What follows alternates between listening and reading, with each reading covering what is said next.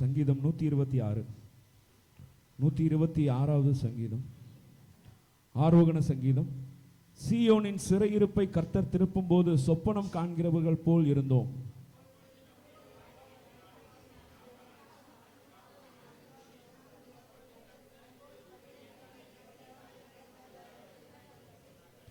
கர்த்தர் நமக்கு பெரிய காரியங்களை செய்தார், இது நிமித்தம் நாம் மகிழ்ந்திருக்கிறோம். கண்ணீரோடே விதைக்கிறவர்கள் கம்பீரத்தோடே அறுப்பார்கள்.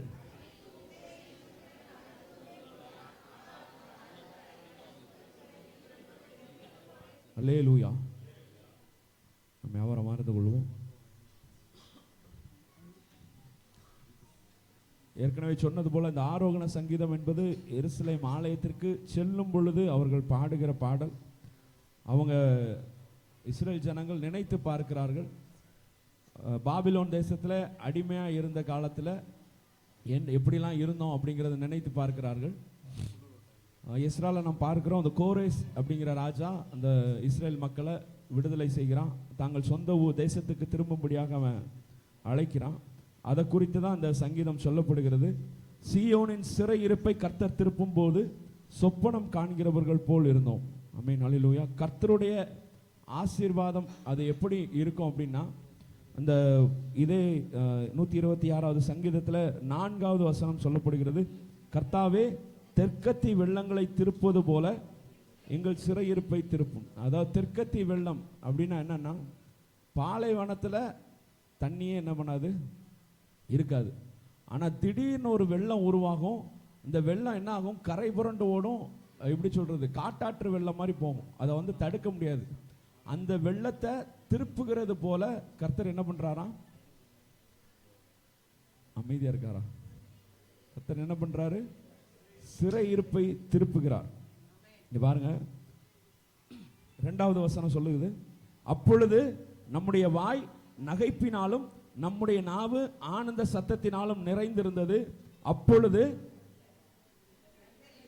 கர்த்தர் இவர்களுக்கு செய்தார் என்று புறஜாதிகளுக்குள்ளே சொல்லிக் கொண்டார்கள். அன்னைக்கு எங்க கடையில் வந்து ஒருத்தர் வந்து பேசிட்டு இருந்தார். பேசிட்டு இருக்கும்போது சொன்னாரு, அந்த கலெக்டர் ஆஃபீஸில் ஒரு பிரச்சனையில் நீங்கள் தான் போய் சமாதானம் பண்ணிங்களாம்லப்பா அப்படின்னு சொல்லி பேசினார். பழைய ஆள். நாங்கள் பஜாரில் ஊழியம் பண்ணிட்டு இருக்கும்போது அதிகமான நிறைய ப்ராப்ளம் சந்தித்தோம். அதில் எங்கள் மேலே நிறைய கேஸு, இவங்க மேலே, இருதயம் சித்தப்பா மேலே, என் மேலே, இளையராஜா மேலே, இப்படி சகாயம் சித்தப்பா மேலே, இவங்க எல்லார் மேலேயும் கேஸு. நாங்கள் என்ன பண்ணுவோம்னா, வாரம் திங்கக்கிழமை காலையில் கோர்ட்டுக்கு போவோம், சாயங்காலம் கலெக்டர் ஆஃபீஸ் போவோம்.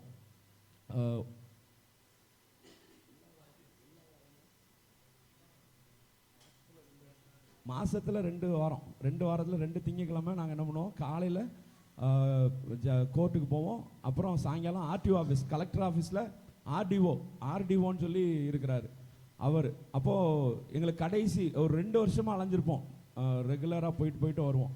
அப்போ அது ஒரு டூர் மாதிரி போயிட்டு வந்துட்டு இருந்தோம் ஜாலியாக. அப்போது அந்த ஆர்டிஓ ஆஃபீஸ் விசாரணை கரெக்டாக ஆர்டிஓ விசாரணை வருது. அந்த ஆர்டிஓ விசாரணையில் வந்து போகிற அந்த ஆர்டிஓ வந்து நல்லா பட்டையை போட்டு கொட்டையை வச்சு அப்படி போகிறார். அவர் போனோடனே எங்களுக்கு பார்த்தோன்னே அல்ல, சரி சூப்பரு, நமக்கு எதிராக தான் கண்டிப்பாக என்ன பண்ண போகிறாரு, சொல்ல போகிறாரு, நம்மளுக்கு ஏதாவது தண்டனை கொடுக்க போகிறாங்க அப்படின்னு நினச்சிட்டு இருந்தோம். உள்ளே கூப்பிட்டாங்க, உள்ளே கூப்பிட்டு போய் நாங்கள் நின்னோம். அவங்க எதிர்த்தரப்பு நின்னாங்க. அப்போது சார் இவங்க பஜாரில் உள்ள எல்லாரையும் மதம் மாற்றிட்டு இருக்காங்க சார் அப்படின்னு சொல்லி சொன்னார். சொன்னோன்னா அந்த கேட்குறாரு, உனக்கு ஏதாவது பிரச்சனை இருக்கா, நீ மாறினியா, உன்னை வந்து மாற்றினாங்களா, நீ மாறலல்ல, நீ உன் மதத்தில் தானே இருக்க, அவங்கள எதுக்கு நீ குறை சொல்லிட்டு இருக்க, அவங்க இஷ்டத்துக்கு பண்ணுவாங்க, நீங்கள் போங்க சார் முடிஞ்சு அப்படின்னு சொல்லி சிம்பிளாக முடிச்சிட்டாரு. இப்போ இது மேட்டர் இல்லை. வெளியில் வாரோம், வெளியில் வந்து நிற்கிறோம், நின்றுட்டு நாங்கள் பேசிகிட்டு இருக்கோம். இந்த குரூப் எதிர்த்தரப்பு இருக்காங்களா, இந்த எதிர்த்தரப்பு ஒரு 5-6 பேர் இருக்காங்க. இந்த எதிர்த்தரப்பு 5 பேரில் 2 தரப்பாக பிரிஞ்சு அவனுக்குள்ளே அட்டி டிம்னு போட்டு சண்டை போடுறாங்க. நாங்கள் இங்கே பேசிகிட்டு இருக்கோம், திடீர்னு என்னடா சவுண்ட் வருதுன்னு பார்த்தா அவனுக்குள்ளே சண்டை போட்டுட்டு இருக்காங்க. சித்தப்பா எல்லாரும் சேர்ந்து போய் சண்டை போடாதீங்கப்பா அப்படின்னு சொல்லி பிரித்து விட்டோம். அப்போ இதை வந்து ஒருத்தர் வந்து இப்படி பிரச்சனை நடந்துச்சாம்ல, இப்படி நீங்கள் தான் பிரித்து விட்டீங்களாம்ல அப்படின்னு சொன்னார்.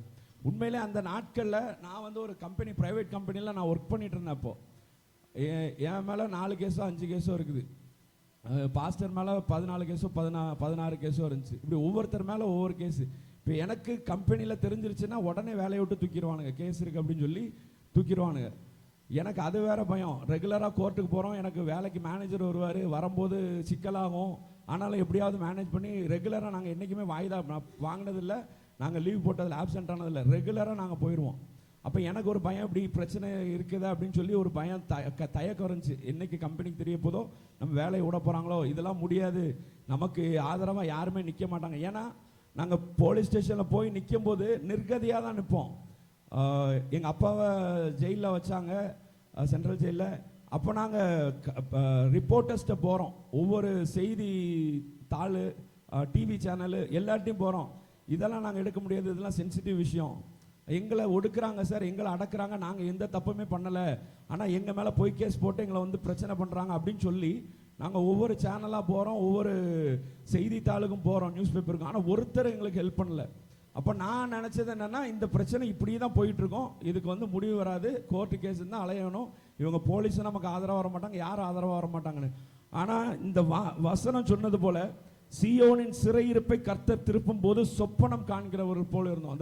அதுக்கு பாஸ்டர் அடிக்கடி சொல்லுவாங்க, சொப்பனம் காண்கிறவர்கள் போல இருந்தோங்கிறத எப்படி சொல்லுவாங்க? பக்கத்தில் இருக்கவங்கள உண்மைதானாப்பா, நிஜம்தானா அப்படின்னு சொல்லி என்ன பண்ணுவோம்? கிள்ளி பார்ப்போம். ஆமென், அல்லேலூயா. இது எதுக்கு சொல்கிறேன்னா, ஆராதனையில் பாஸ்டர் சொன்னது, உங்கள் தலை என்ன பண்ண போகிறாரு, நீங்கள் அவமானம் அடைய போகிறதில்ல. யாரோ ஒருத்தவங்க நீங்கள் ரொம்ப மனக்கலக்கத்தோடு இருக்கிறீங்கன்னு நினைக்கிறேன். அதனால தான் ஆவியானவர் அப்படிப்பட்ட வார்த்தையினால் பேசுகிறாரு. கர்த்தர் உங்களுடைய சிறையிருப்பை திருப்பும் பொழுது நீங்கள் சொப்பனம் காண்கிறவர்கள் போல இருப்பீங்க. ஆமென், அல்லேலூயா. வசனம் அப்படி தான் சொல்லுது. அது மாத்திரம் இல்லை, இந்த 4வது வசனத்தை திருப்பி வாசிங்க. கர்த்தாவே தெற்கத்தி வெள்ளங்களை திருப்புவது போல எங்கள் சிறையிருப்பை திருப்போம். ஆமென், அல்லேலூயா. நான் சொன்னது போல அந்த காட்டாற்று வெள்ளத்தை அது யாராலையும் தடுக்க முடியாது. ஆனால் கர்த்தர் அதை திருப்பினார்னா என்ன ஆயிரும்? சேஃப் ஆயிரும். அல்லேலூயா, அல்லேலூயா. அது மாத்திரம் இல்லை, நம்முடைய வாய் நகைப்பினாலும் நம்முடைய நாவு எதனால் நிறைந்திருக்கணும்? கர்த்தர் நமக்கு வெற்றியை கொடுக்கும் பொழுது நம்முடைய நாவு எப்படி இருக்கணும்? உம்மன் இருக்கணும். அப்படிதானே? எப்படி எவ்வளோ பெரிய நன்மைகளை கர்த்தர் செய்கிறார் நம்முடைய வாழ்க்கையில், இதெல்லாம் கிரகிக்க முடியாத காரியம் நம்முடைய வாழ்க்கையில். அப்படிதானே? உண்மைதானே? அப்போ எப்படி இருக்கணும் நம்முடைய நாவு? சிறையிருப்பை திருப்பிட்டார். அப்படிதானே?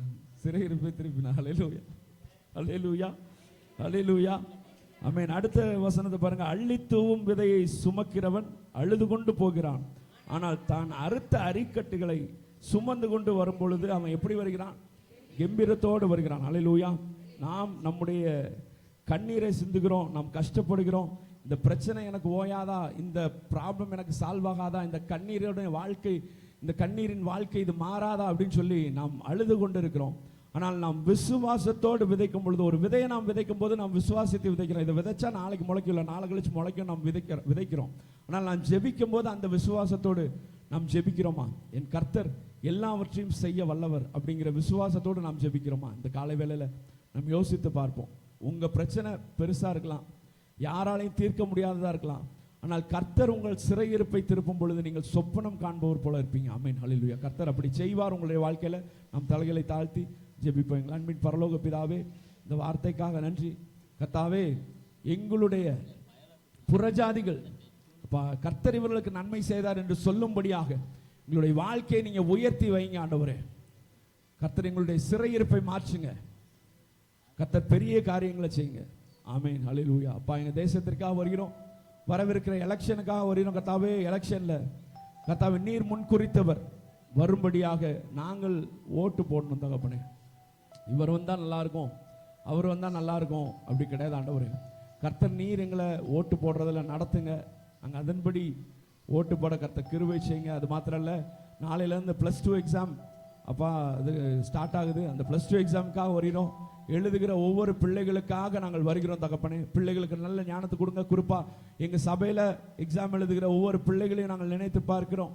நல்லபடியாக எக்ஸாம் எழுதி நல்ல மார்க்ஸ் ஸ்கோர் பண்ணோன்னு சாட்சி சொல்லும்படியான கிருபைகளை கர்த்தர் நீர் கொடுப்பீராக. ஆமென், அல்லேலூயா. அப்பா, பிள்ளைகளுக்கு நல்ல பலத்தை கொடுங்க. சோம்பலின் ஆவி நீங்கி போகட்டும் இயேசுவின் நாமத்தினால. ஆமென். அல்லேலூயா. எங்க சபைக்காக வருகிறோம், எங்க பாஸ்டர்மாக்காக வருகிறோம். 2 பேரையும் கர்த்தர் நீங்க ஆசீர்வதிங்க, பலப்படுத்துங்க, ஆரோக்கியத்தை கொடுங்க. இன்னும் அநேக ஜனங்களுக்கு பிரயோஜனம் உள்ள பாத்திரமாக மாற்றுங்க. உடன் ஊழியம் செய்கிற ஒவ்வொருவரையும் கர்த்தர் நீங்க ஆசீர்வதிங்க. விசுவாச குடும்பங்களை ஆசீர்வதிங்க. யெகோவாயிரே, நீர் எல்லாவற்றையும் செய்து முடிக்கிறவர், நீர் எல்லாவற்றையும் பார்த்து கொள்ளுகிறவர். கர்த்தர் நீர் எல்லாவற்றையும் பார்த்து கொள்வீராக. எல்லா துதிக நமக்கு மேல நமக்கு செலுத்துகிறோம். மீட்பர் இயேசுவின் மூலம் கேட்கிறோம் நல்ல பிதாவே, ஆமென்.